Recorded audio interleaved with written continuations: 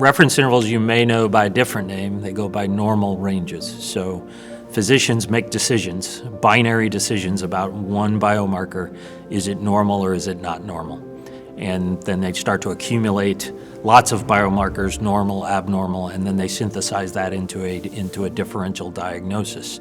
The problem today is that those reference intervals, the way you would typically build a reference interval is you find lots and lots of very healthy people who can donate a sample, and we can generate a distribution of results from that normal population, and that's usually a pretty good estimate of what normal is. With kids, it's much more difficult. Newborns are changing on a daily basis in many cases, and kids throughout the course of their development will have spikes of development, and reference intervals will change during those periods of time, and it's often sex dependent as well.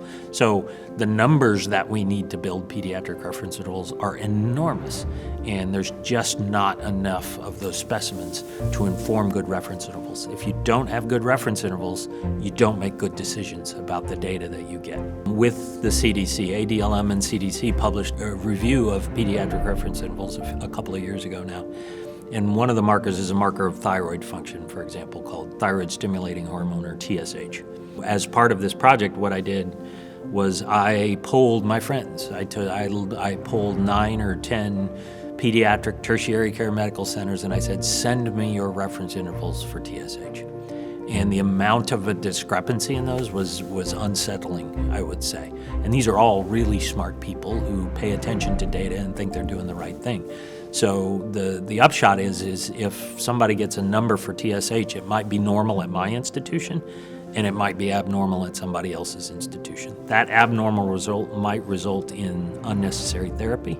It might result in unnecessary invasive thyroid sampling procedures.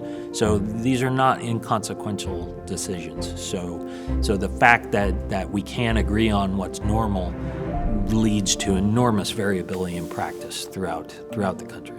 CDC is absolutely the best place to take care of this. What we want the most diverse, the biggest, best annotated data set for normal child development that the world has ever seen. So the CDC has all of the necessary resources to do this. All they need is a little bit of funding to make that happen.